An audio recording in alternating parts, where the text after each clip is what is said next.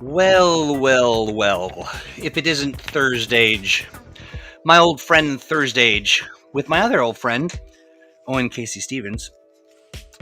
I mean, 52 is the new 30, right? So I'm not that old. No, that's true. That is true. It is. 52 is the new 30. Good ThursdAGE on to all those who are joining us right now. We're a little late because of, music. And a bird and a webcam. That's true. This sounds like the elevator music you would expect to hear in the movie Blade Runner. Ah, yeah, right? You're shopping for some new blades? Yeah. Yeah, the bird thing. Sorry, folks. You know what? It is spring has sprung here in the Pacific Northwest, and it's beautiful. But the birds outside are just really getting into it. They're making all kinds of noises and nests and all the things you do when you're a young bird in love. Yeah, Duke, the stuff, good to see you. The stuff you hear in the background will not, in fact, be the villains from Big Trouble in Little China sharpening their knives. No, it does sound like that, strangely enough. It is instead birds sharpening their love noises. I think Sharpen My Love Noise was a film that I watched when I was 18 and was allowed in that section of the video store finally. I thought it was a 70s funk band. Brian F. Irving, a good ThursdAGE unto you. Snow. No. Brian says that they've got snow. It's been really interesting watching the weather here in Oklahoma for the past couple weeks. Like 2 days ago, it was 79 degrees. Then last night, we almost hit freezing. It was freezing elsewhere in Oklahoma. And then today, it's like 60. But tomorrow, it's supposed to be in the upper 70s again. So, okay, so weird. Yeah, it's some I don't know what's going on. It seems like it's almost like the climate change is occurring globally. I'm laughing. It's fun. Well, we're just kind of vamping for a bit while friends connect, and we want to welcome everybody we got people from Twitter, we got people from Twitch, we got people from YouTube, we've got people on Facebook Live. Duke says Germany is just about to hit a cold front with freezing and snow as well. Duke, are you in Germany? No, he's in Florida. He just likes talking about Germany. I see. If I were in Florida, I too would pretend I was in Germany. Talk about Germany? That's yeah. Squire, hello to you. Glad that you joined us. Larry Dixon's here. Larry says, greetings, excellent people. Hey, Larry. That's very kind of you to say. I was just type chatting with Larry and said I gotta go do tech for this show. So, boy, we made it. Only barely. I literally had to restart my computer. I turned it off and turned it on again. Otherwise, I literally ran outside back to what I call in Golden Girls parlance the lanai, and was going caw caw at the bird, which it wasn't very effective. But I do have a new lever. I am reasonably sure the audience thinks you're joking, but the funny thing is I could actually hear on my headphones in the distance. It was like someone was doing a Monty Python routine and I didn't get to know what the setup or punchline was. My life is a routine, or without a punchline. Or is it the punchline? I don't know, but we should get diving into this. We'll start by corking this music, and we will also we'll do the ritual unveiling of the Owen Casey Stevens, where we all say hello. And hey folks, how are you today? All my ThursdAGents.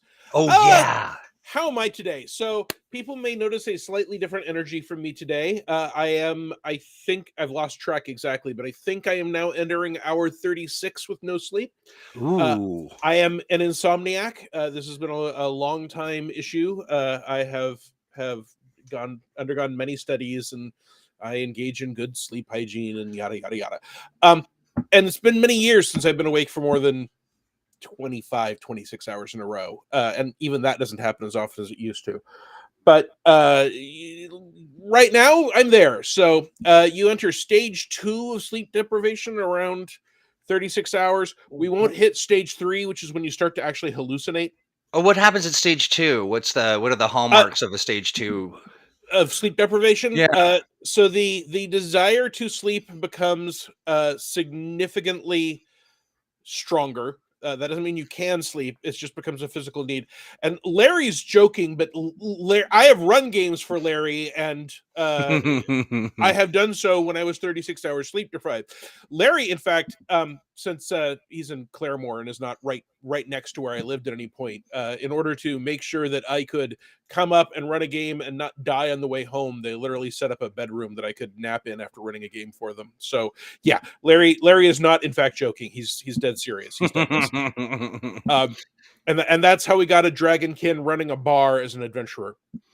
Hey, Anyway, there we go. Well, I mean, queue up those favors that you want to ask specific to really just anything but characters. But we're doing some problem solving with campaign design. Yeah, and I think there a lot of people are very familiar in chat. They're talking about how they are all too familiar with sleep debt. The funny thing, Owen, is I am also I don't know that I'm up at stage 2, but I also have gotten not very much sleep, and so this is going to be a lot of fun for sure. we just won't And remember it later. that's right. Yeah, this is all a dream. As far as we know. And yeah, The one thing I'm sure it what's isn't is a dream, because I'd have to be asleep for it to be a dream. Yeah. So Duke says we should ask Owen for secrets. Ask me for whatever you want. I think I'm legally impaired at the moment, so I cannot be held responsible for whatever I say. that's right. Yep. Besides which, you, our beloved ThursdAGents, interacting with us allows us to get quickly through the show without having to think of things to say ourselves. That's So right. It was just a couple minutes. We'll be done. But hey, before we do this, I want to do a little housekeeping. I just share some deets with everybody. fine, I'll move the box. House. I didn't even think of that. I was thinking about how dirty that picture frame is. No, I'm kidding. It's not dirty. It's got just a patina. an aged patina. I have that as well when I'm congealed. But hey, so we just started something new on Twitter. We created what I'm calling. I don't know why I'm calling it this, but it's the Green Ronin Stream Ronins. And so it's open to people who are a member of a cast, technical people, producers, streamers to be, prior streamers who will stream again. You can be in a community with us on Twitter, and it's sort of it reduces that signal to noise issue that you sometimes get in the world of Twitter, and other people can still see all your tweets. But if you send it to the group, to the community as a member of that community, then you'll get a direct line to us, and it'll be our little community that nobody shall tear asunder until death do us part. But even then, we'll haunt your dreams. And if you're a streamer, you know what? I'm going to actually even expand that. If you're a streamer or you're a podcaster, or you are planning to do one or would like to plan to do one, we're going to be a little flexible. But the topic on hand will be about streaming and things that you can do, and requests for support, and maybe you want a guest, maybe you want to see if you can get a bundle of something for something.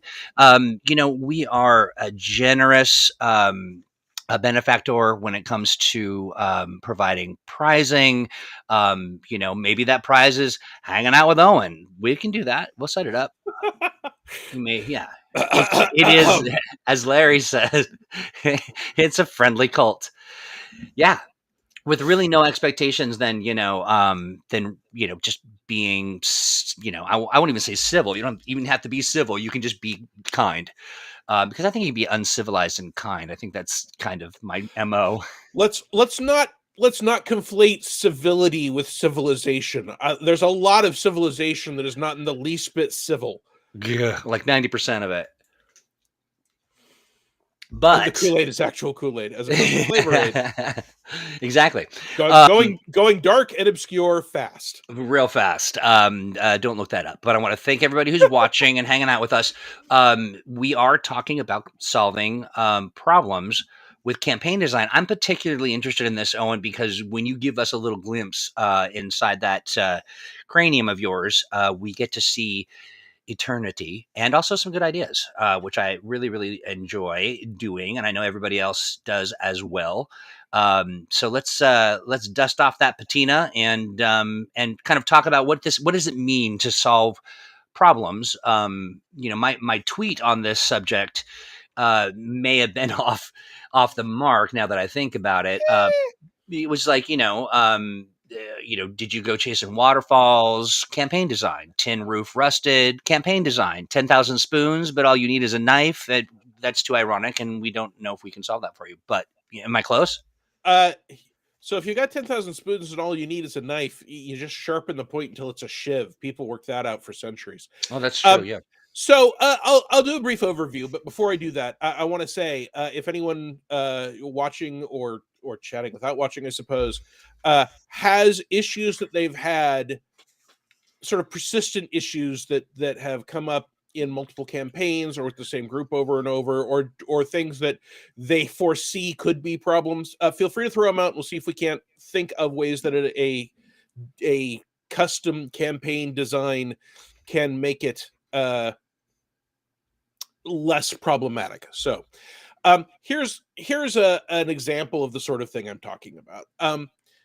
Actually, before I get to an example, here's the sort of thing I'm talking about. When you are starting a new campaign, when you are setting up what the campaign is going to be like, what is the world, what are the goals, what are the themes, what's the tone, that is a good time to think about what the implications of the decisions you're making and the information you're presenting to your players are, and what can you do to short circuit or bypass problems that you've run into before. And so I'm not talking about adjusting things on the fly. Now, sometimes you can do that, right? Like if people go to a new continent or people change characters or somebody kicks over the urn of the god of chaos and change so that you do a full reboot. Talk to your players before you do that sort of thing. But when you're talking about setting up your campaign in advance, there are things you can do that make certain kinds of issues that can come up in role-playing games less prevalent. So here's an example. One of the things that happens to me fairly often and has over the 25 plus years that I've been role playing, gosh, I guess actually 30. Oh my goodness, it's 40 years as of this year. It was 82 that I first role played. So 40 years I've been role playing. We just went on a journey, sir. A journey through. I saw your journey flash through before time. your eyes. Yeah. Well, no one wants to admit they've been doing anything for 40 years. Anyway, one thing that keeps coming up for me as a game master is I will periodically be in a place where, Larry, that was terrible. Anyway, I will frequently be in a place where, for pacing and to keep things exciting, and to get from point A to point B without it just being a long description of what the flowers would be like if you were there in spring, even though you're not there in spring, I would like a fight. But there isn't necessarily a logical reason for a fight to occur with the way things have set up. Further, sometimes I don't prep well enough in advance, and my players really want to play. And frequently, the people I'm working with, I'm talking about, I've got people that I have played with for most of that 40 years, right? Like 37 years of that 40 years, I have been playing with the same people who will be here Friday. One of whom is a housemate. So they frequently just want to play. And if I can put anything on the table, they will make that game fun. They will, when they are really wanting to play, they will lift the burden of entertainment, a lot of it, off of me and take it on themselves and have a good time, as long as there is something, anything for their characters to do. Okay. So here are the problems I've run into. I frequently want to fight and don't have a good excuse for a fight. And sometimes I need to put something on the table without a lot of prep. This led me to develop what I call my ninja principle, which is anytime I am creating a campaign, I try to establish super early that there is a group of creatures, absolutely don't have to be ninja, but a group of creatures who do not like the player characters and wish to cause them harm or difficulty, have a spy or information network so they can reasonably jump the player characters at any time with very little warning, and are experts in stealth or otherwise sneaking up on people. And You call this the what again? I'm sorry. This is the what? The ninja principle. Okay, the gotcha, ninja principle. So the whole point is that, like a clan of ninja, if you knew a clan of ninja were after you, and you just woke up one morning and you open the door to go get coffee and ninjas jump you in the kitchen, you won't go, that came out of nowhere. Instead, you'll go, ninjas came out of nowhere, but I know these ninjas don't like me, and coming out of nowhere is their modus operandi. In my most recent campaign, the players discovered that there was a group of serpent folk from an alternate reality who could teleport. Actually, they were aware of a fifth direction other than north, south, east, west that no one else was aware of. So they can walk through the fifth direction to go from point A to point B without having to travel anywhere in between, because they can go direction you can't.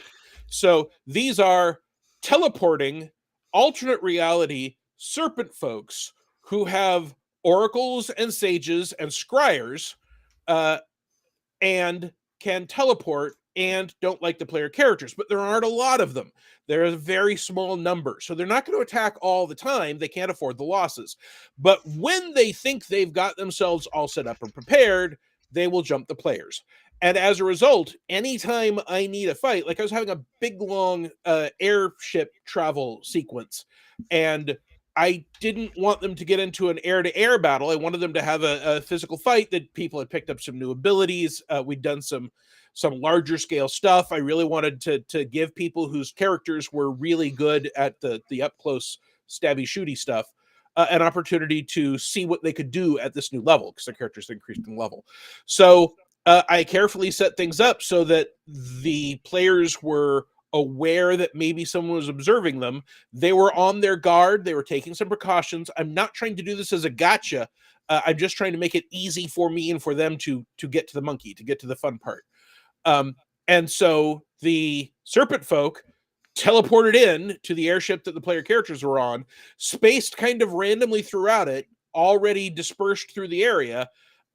And while neither the characters nor the players were surprised in that this has happened before, they saw some of the signs that this was happening again, it meant I did not have to worry about how long did they sneak up on you, and did you notice them coming, and did you all set watches. We were just able to go, boom, they're serpent folk, you know them, they hiss out in their serpent tongue that they are going to kill you, point. These are all evil cultists that want to destroy all mammal kind. There is no reasoning with them. Fight. That design has several times during this game allowed me to run a game with very little warning. Another GM isn't free, or I had way more work than I expected during a week and I haven't been able to do the prep I would like. I have my ninja teleporting, scrying serpent folk in this game ready to jump out and attack people. In different games, I've used actual ninjas. I've used different cults of assassins. I've used fae folk. Like the ninja principle doesn't even have to be a combat, right? I have used fae folk who are there to tie people's shoelaces together. And the characters become aware that the fae folk, if you annoy them, will pester and prank you until you figure out how you annoyed them and fix it. So it doesn't even have to be about a fight, right?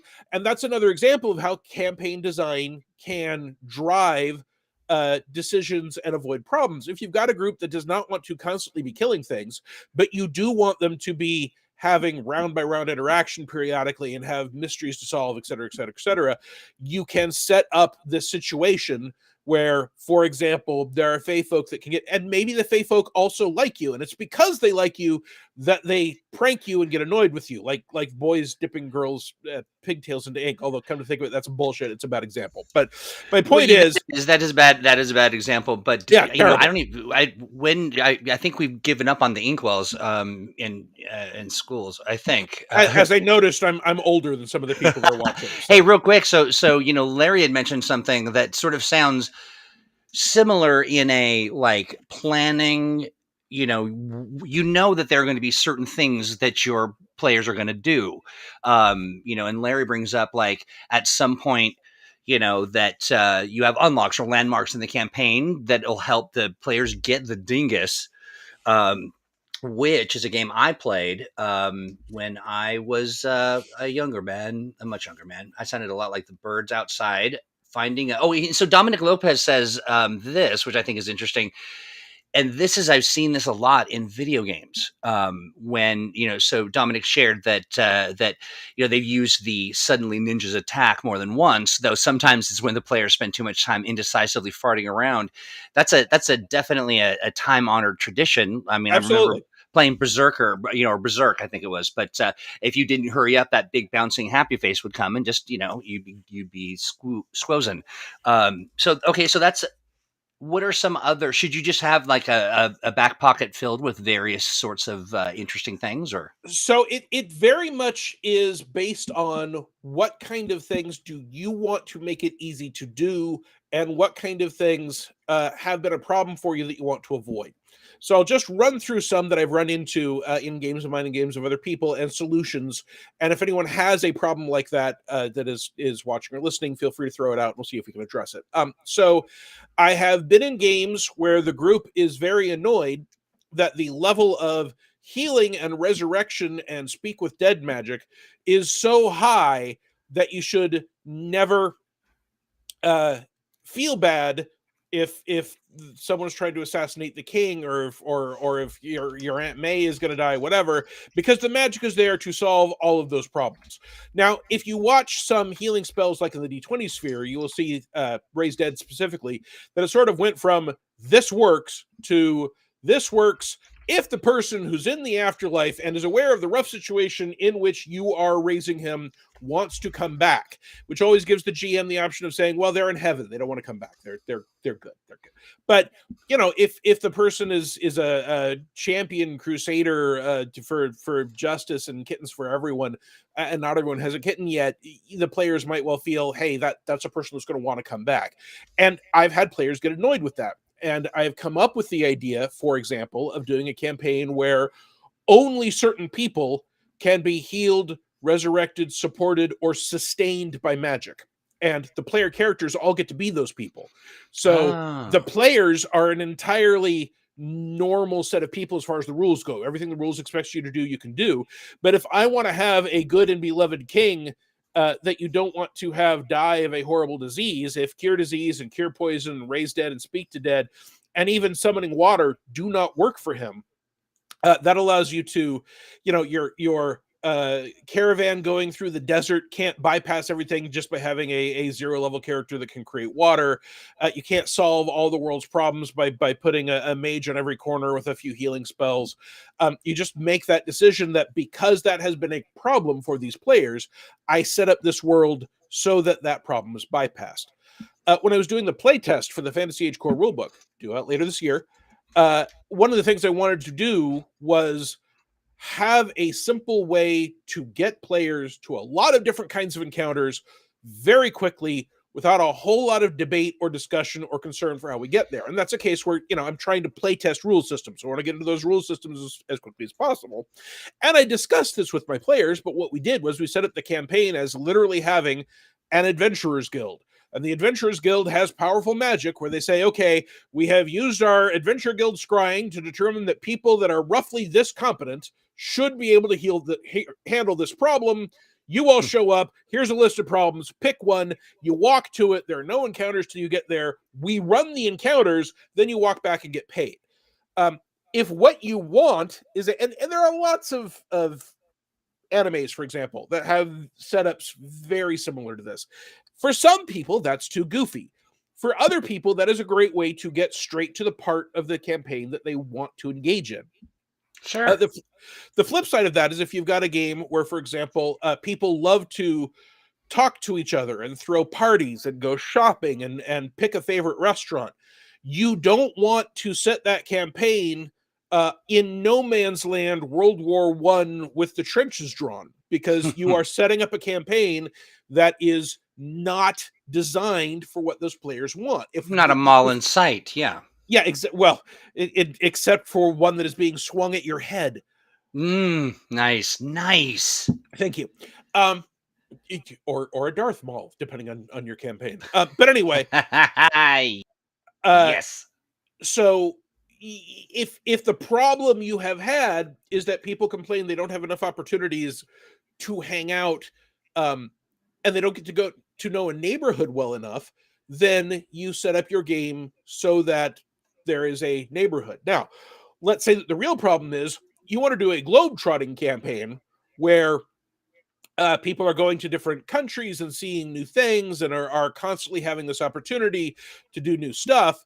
And what the players want is a place where they can get to know the baker down the street.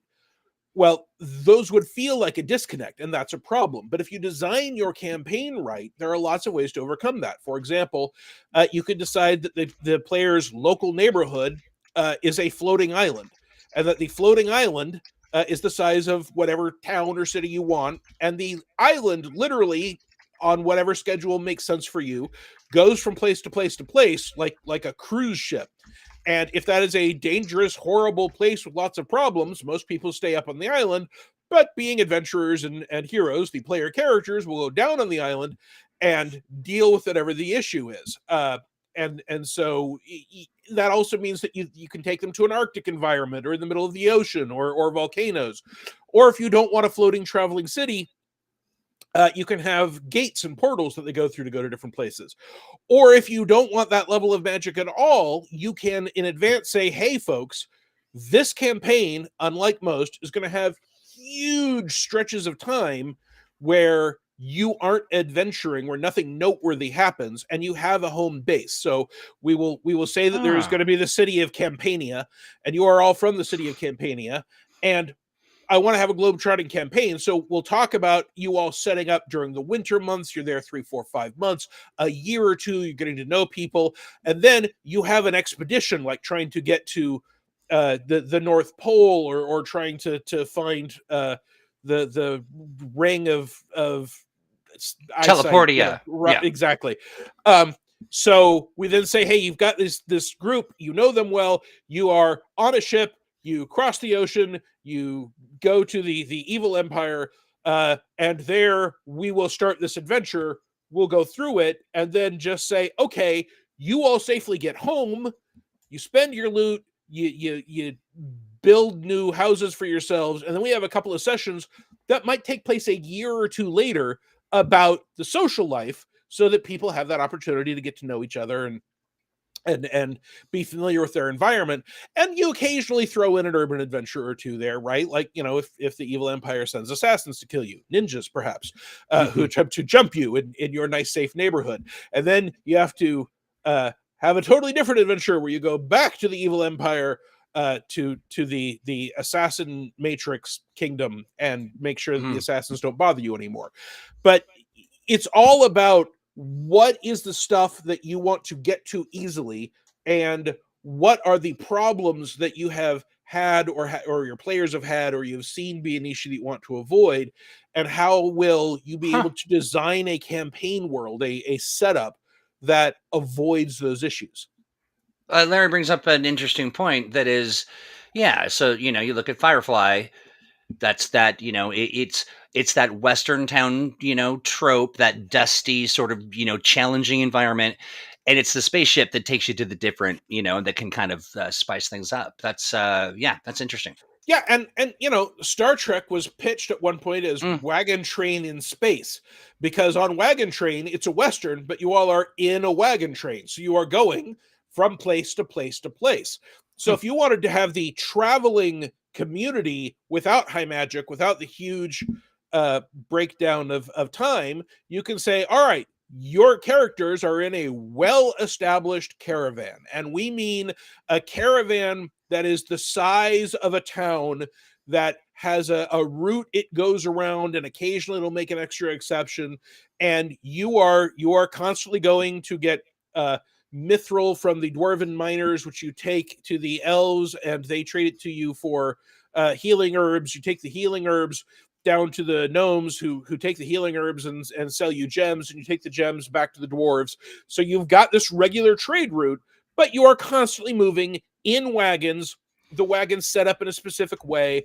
I ran a campaign for a while based on driving rail lines across a continent. So there was this constant movement, but the camp, even though it moved every couple of days, was set up the same way each time. So whatever the problem is, there is almost always a solution if you think about what design choices can I set into the world, what narrative options can I put in place that will encourage the results that I want. Robin and Emerson just mentioned in Star Drive the Lighthouse, which is a space station that had a Star Drive and was mobile. I adored the Lighthouse. I think the Lighthouse was the very best idea to come out of Star Drive. And I believe I wrote the very last Star Drive article to ever be published in Dragon Magazine. So I was a big fan of Alternity, the system, and Star Drive, the setting. And the Lighthouse, I thought, was brilliant for exactly the ideas I'm going into. You can have this home base, but the entire lighthouse, the entire space station, would go from world to world to world so that the characters can explore place after place after place without, for example, having to be set up in a military organization, right? Because you might say, well, you can just do Star Trek and they're the crew of a starship. Well, some people don't like playing even a paramilitary group. They don't like the command structure, whatever. And having this space station that has civilians that you could just be someone who lives there and it is moving through the galaxy also gives you a setup for, if there's a error in the Star Drive, they can end up in our uncharted space. There's so many options for it. So I'm a big fan of that. And that very concept of the next fantasy game I'm going to be running is set on a giant city built on the back of an enormous turtle that is a demigod. And the turtle has been making this little loop inside this one sea because there's been an evil dragon, which is his nemesis, that had been ruling too much of the world. The dragon recently died. There is chaos and uprising in those other lands because they were all controlled by this one evil dragon, and now they are doing their own thing. And the turtle, which the players are going to live on, is suddenly taking a new route. So they are going to have a home base, a place that they live and have permanent structures and can go down and get bagels. But that place will, like the Lighthouse, very much inspired by the fact I've been thinking about this for more than 20 years. That home base will be going around to whatever location I want. I like that. So that you get the tethering. I've got a place. I exist in the space with a home, and I think that Larry mentioned that there is something unsettling when you don't have the home, and I think that's just we're wired that way. Some people aren't, but by and large, I think people want to know that they belong to the space, and Robert agrees. Says Star Drive is one of their favorite settings. Gotcha. Always the GM, never the player. And Duke brings up something really interesting too, which is this notion of the on rails town that circles a giant plateau area in a city. That it's difficult to get anywhere unless you're riding the town around. Dwayne has a question, and it is: does Owen have a preferred system or framework for running sandbox style wilderness travel adventures? So, one of the things that I really like about ThursdAGE, and yes, I am biased, I am paid to like ThursdAGE, but I took the job because I already like it, is that it has an exploration system in place. And that exploration system is largely narrative in scope, despite having rules that specifically control, what resources you use and what you discover and what the risks are. So at the moment, that is my favorite system for that. I have also used the sort of classic hex crawl. And for those of you who maybe have not been gaming since Reagan was president, in a hex crawl, the GM says, okay, here is a largely blank map, and you all are from this hex right here, which is, you are refugees from Atlantis, or this is where your giant turtle is stopped for the day. Or, there's recently been a war across the wilderness, or you have just found a new, you believe, uninhabited island, whatever. You know what's in this hex. And each hex represents one day or perhaps half a day of travel. And as you go, you will explore a hex and we'll say, okay, that hex is mountains. and you now know that. And then you go to all right, that hex is actually a swamp. Well, if these are mountains and that's a swamp, there's got to be a source of water around here somewhere. And you can expand your sandbox wilderness exploration setting as you go. I used to do that a lot, but a lot of those tropes are actually really mired in imperialism and colonist thinking. Oh, I'm And glad so you brought that up. Yeah, yeah. it was super common in those games to go, hey, we found a goblin village. They are potentially a threat.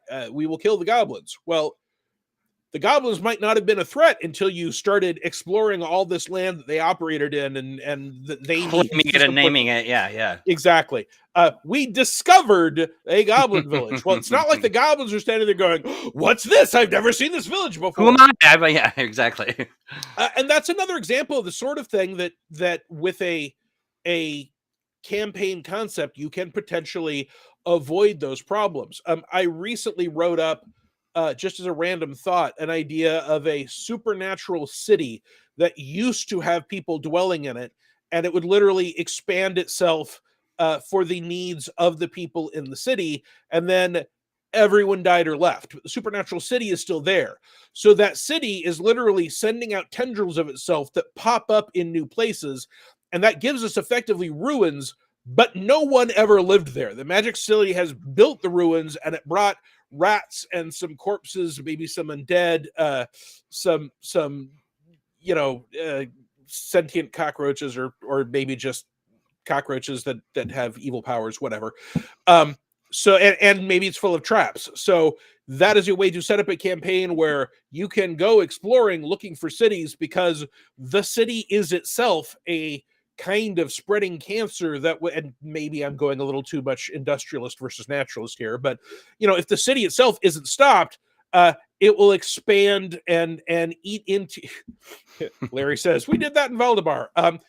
There's a lot of stuff that is done in Valdemar that if you look carefully, you will find in campaigns of mine. I have been hooked on Valdemar since I heard Mercedes Lackey do a reading, I believe at Ocon, of Magic's Pawn, I believe, the first one in that series. And I was just 100% hooked by it. And so there's a lot of stuff. They've got a whole magic system and mind magic versus traditional magic, and pretty psychic horses that only. When I used to run D&D a lot with paladins, my paladin steed were very much based on the companions, which are the pretty psychic horses from Valdemar, including the fact that it turned out that paladin steeds were actually angels who were watching over the paladin. They weren't just horses. And that's why, for example, for one particular edition of one particular game system, you could summon them because they were actually an angel that would come and assist you. Of course. Right. But again, that was, and with that campaign, one of the things I established was that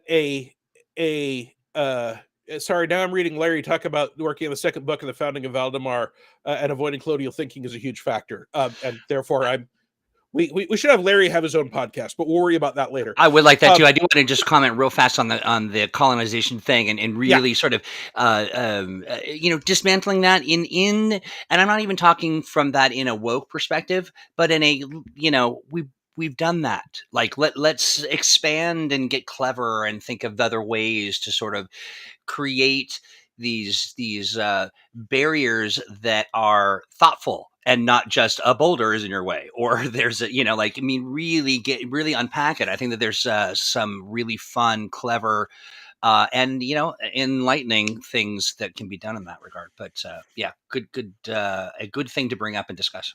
One of the things that when you're looking at problem solving through campaign design, which is what we're theoretically talking about here, one of the things that can be a problem is people feeling like this is more of the same and nothing is interesting or new. I think one of the things that happens with nostalgia is that we think, oh, gaming was better when I had a 120-page black and white hardback book that explained absolutely nothing because everything was new and fresh. Well, everything was new and fresh because you hadn't played it yet. That's right. Yeah, those synapses were not formed yet in your brain. Yeah. When I was doing Tunnels and Trolls solo adventures as a preteen, there were tropes there that are all over pulp fiction and narrative adventure fiction and gaming, but I was running into a lot of them for the first time. So I have this deep sense of nostalgia for those books, and they were interconnected. You could be in the City of Adventure book, and if you fell through, it would say, hey, if you've got the Sewers of Terror book, your character is just hopped from one book to the other. And I'm like, that's the most amazing thing ever. But now that I've played a bunch of those and a million other things besides, you can give me the exact same experience, uh, and it won't feel the same because I've done this. So one of the reasons I constantly talk about diversity in gaming being crucial, it's not just because people deserve representation. It's not just because if we expand the market into new areas, that's good for the hobby. It's not just because it's the right thing to do morally and ethically, though I personally think it is. It's also because when diverse voices and experiences and thought processes and cultures come into gaming, I frequently get to see and read and play and experience new things that aren't just someone else saying, I like Moorcock, I like Tolkien, kiss.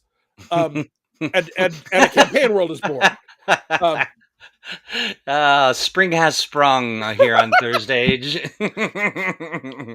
I mean, I think it's fair to say that the vast majority of my early teen years campaigns were equal parts Tolkien, Shannara, and I know people roll their eyes, but yeah, there's parts of Shannara I really like. Tolkien, Shannara, Moorcock, Heavy Metal, the movie, Star Wars, Dragon Slayer, and probably every bad barbarian movie I could see in the early 80s. Barbarian Queen, Barbarian Brothers, Conan the Barbarian, which is the best of the lot. I think you are describing the very recipe of many people who enjoy this program's adolescence. And that I just grabbed elements kind of at random. And if it turns out that the good guys have a three-bladed sword that can shoot a couple blades off, and the bad guys have the Lochnar, at least we all know what those things look like.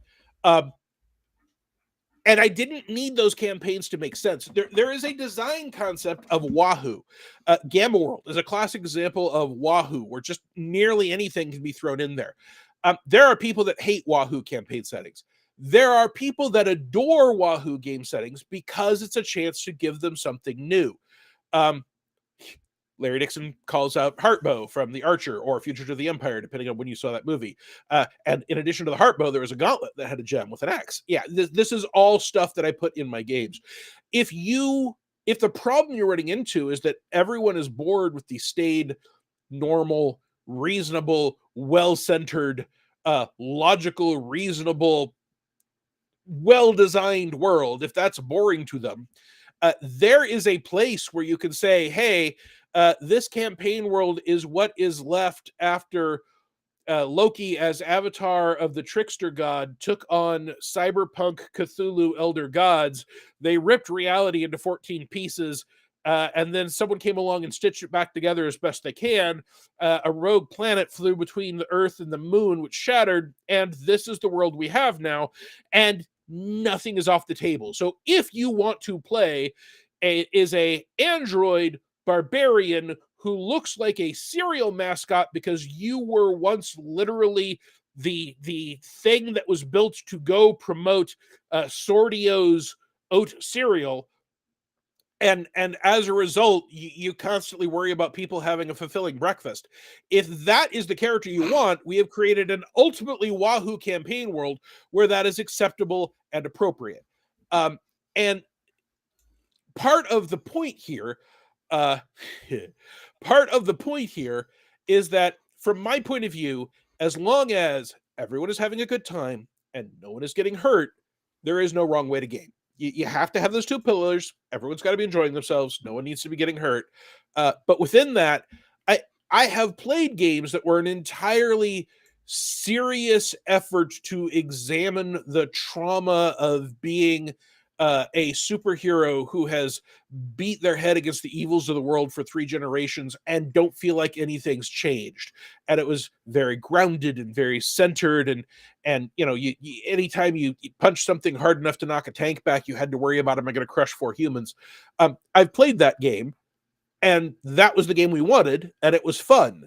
I have also played the game where everyone has a magic power. Puns are the most powerful magical incantation ever. And at one point, when our characters were lost, a bunch of halflings told us to follow the yellow quick toad. And when we said what, they went follow, follow, follow, follow, follow the yellow quick toad. And there was a small, fast toad that we have to run after. That was a very, very, very different game. But we still had a great time with it. That's great. I mean, yeah. I mean, puns are the deadliest game after all. and then you can get into game a animal that you shoot versus game a thing that we play. And maybe what you want is the game where a bunch of psychic deers are going to defend nature against the evil hunters and poachers. If that's what you want, go for it. Just this is where session 0 and possibly even before that, session -1 can be useful. A lot of people see session 0 as the GM brings the game they're going to run to the table. They explain the concept, they tweak things if necessary, and players work on building characters that'll work well together. And that's great. My gaming groups often have a session -1 where the GM says, okay, what are people in the mood for? And someone will say, I want to play in a post-apocalyptic world where everything is ruined and destroyed, and there are broken buildings and mutants and cockroaches and rust on everything. And someone else will say, I want to play a world where I can go to the movies and hang out and get an ice cream shop and sleep without constantly having to worry about if I'm going to get knifed. And it's high tech and all injuries can be solved, and it's very Star Trek utopian. And the GM says, I know it sounds like these two campaigns are utterly diametrically opposed, but what if I based a campaign based on Spiral Zone, where the planet, which is an animated series from like the 80s or 90s, where the planet is mostly this high-tech utopia, but there is one spiral of post-Holocaust that most people can't even enter, but you, the heroes, can safely go into it. So you can go home at night, have an ice cream social, sleep. The evils of the Spiral Zone can't reach you. They cannot leave the blackened mists, but then we can go and adventure in the ruined, destroyed, rusted, mutated wreck of society.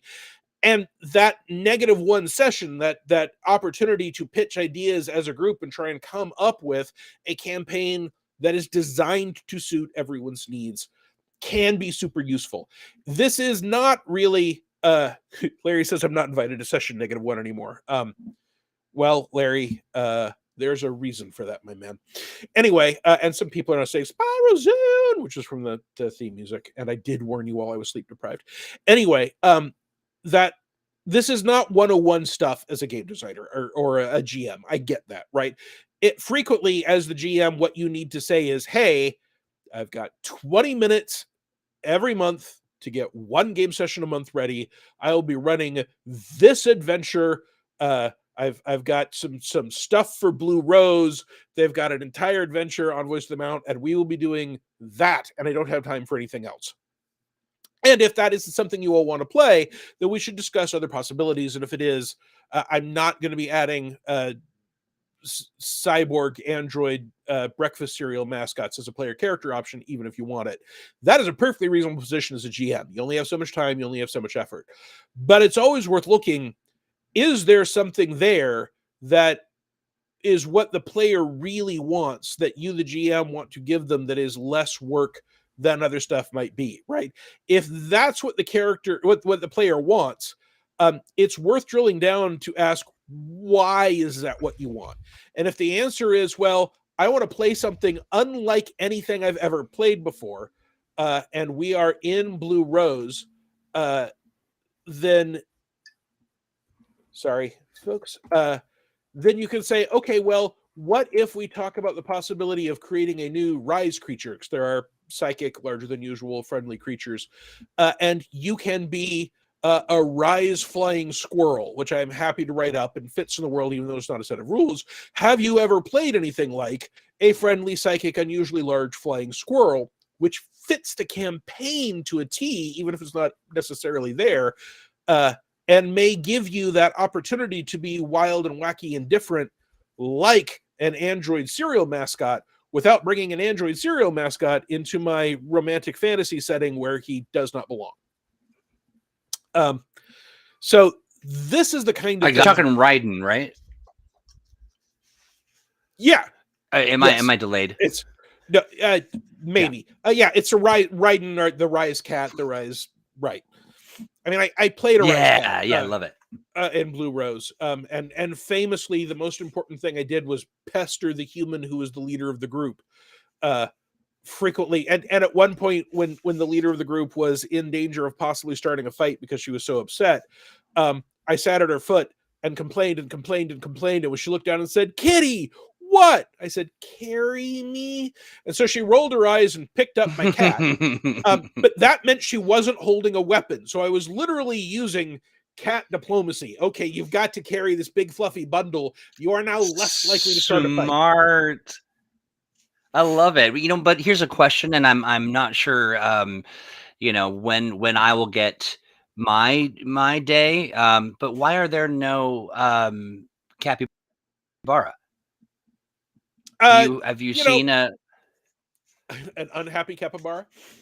yeah. I think capybara Raiden is that's something that's just waiting for Blue Rose to allow Creators Alliance stuff to come out, and someone will write it out. I like it. We should put on a little pressure. But yeah, I dig that. You know, Brian was talking about that they've just begun running a Blue Rose campaign, and it's been a lot of fun and very unusual. And that's one of the things I love about it. Yeah, Larry, that is so true. I mean, truly, capybara are friend shaped, and Duke is really correct. They are perfection. I mean, they literally are just like they're like nature's Xanax.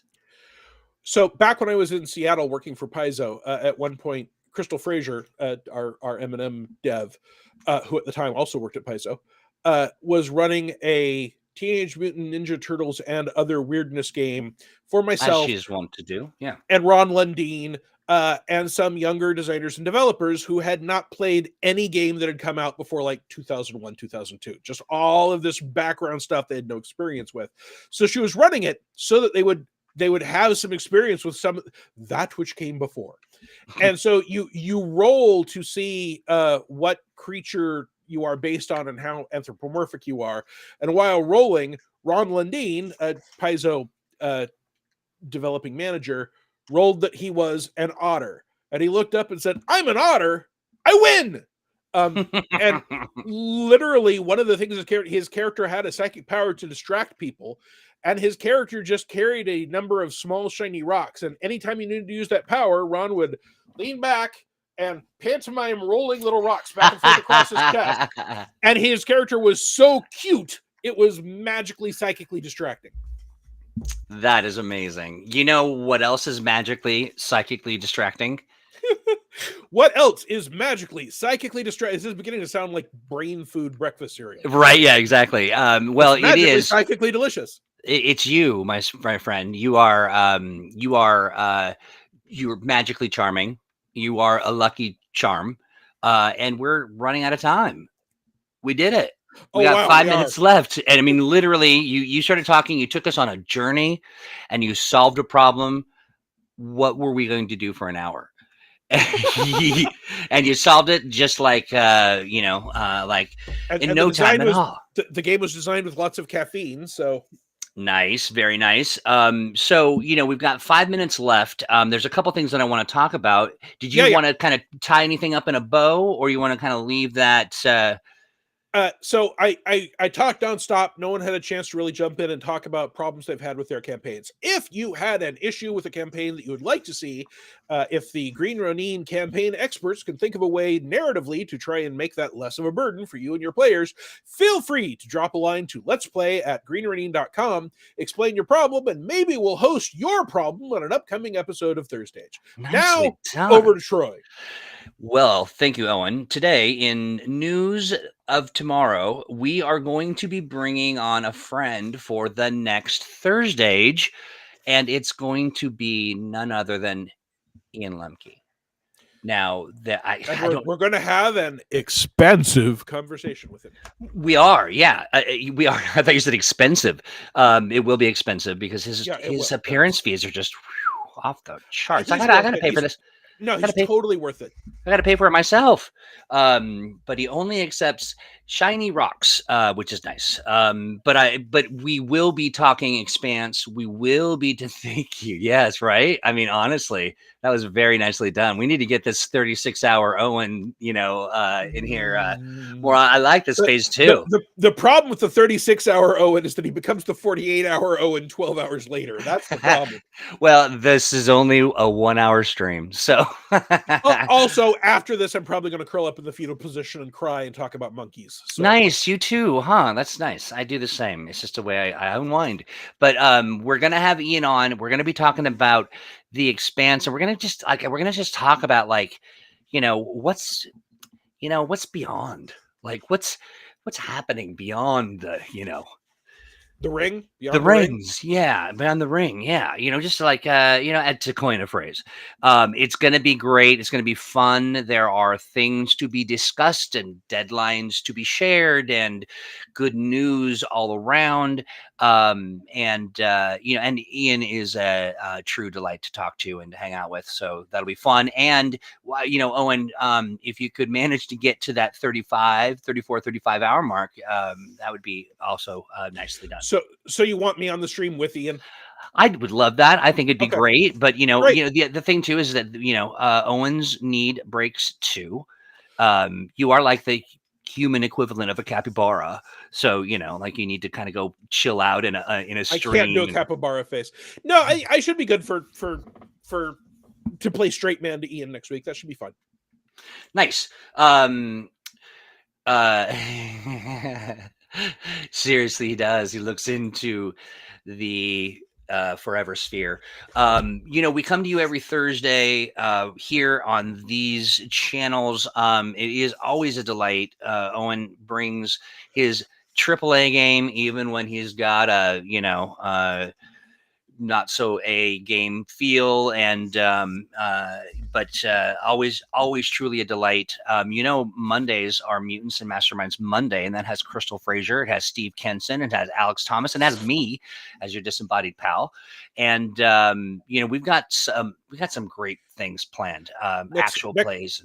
Next time you've got Crystal on, ask her how fast a turkey can fly in Teenage Mutant Ninja Turtles and other weirdness. Nice. I will ask that, and she will look for you around in the chat and see why you are prompting me to. What did Owen say? Yeah, exactly. To harangue her. So, Owen mentioned Let's Play at greenronin.com. Send a note, say hello, pitch an idea for a show, and if you've got something that you need. Fixing, solving, you got problems to solve. I mean, even like maybe you've got a rash, some kind of medical condition. We will diagnose you. It will not end well for you, but it will be at least semi-entertaining for us. If you have a medical condition and you've come to us for help, it's too late. That's right. Yeah. It is too late, or at least it will soon be too late. So yeah, bring it. Owen, anything that you'd like to share with anybody? Like, you got anything cooking, and what's going on in the Owens verse? Right now, everything is simmering. It's on the back burner for the most part. We're adding oregano. Nothing to announce at this time.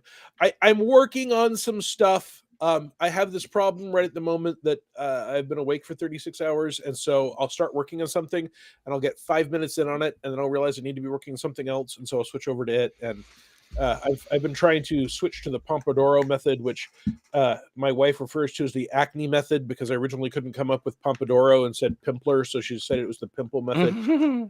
And this is the problem with asking me questions when I'm this tired. So I'm now going to shut up and let you finish your wrap up. I would definitely love to see you in a pompadour, just a big old sort of sweeping hairdo. This is as close as I get to a pompadour. You comb it all the way up around the top. I love it. It's a comb up. I love it. Yeah, Duke, this was extra fun today. Thank you. Larry, you were a delight as well. Just a lot of fun. I have some things cooking. I have I've joined up with our friends, the Gamers, the GAYMERS, Tabletop Gamers, and we'll be doing some streaming on their channel. And so it'll be some original content. We're thinking like an exploration of different tabletop games to play, both new and classic. Like you mentioned, Tunnels and Trolls, and I know those guys. I worked with them on another project. An interesting crew and a very interesting, world to play in. But I'm looking forward to that. And then, and of course, we've got actual plays and all kinds of stuff happening. So keep your eyes peeled. And if you're a streamer and you're doing some stuff, the gamers are very, very cool. They're an actual, nonprofit organization doing good work, and I love it and love supporting it. So, see us again here next Thursday. Of course, you want to stop by on Monday just to get your fix, and we will, we'll share information and details as they become available. But do check out Ian next Thursday, and in the interim, have a wonderful rest of the week. Enjoy your weekend. Take care of yourself so that you can join us on Monday, and we can do this all over again, like a delightful episode or a delightful watching of Groundhog's Day, which I kind of like that movie, actually. I don't mind it. I love Groundhog's Day. Yeah, it's one of my faves. But with that, I say goodbye, everyone. Look out for ninjas.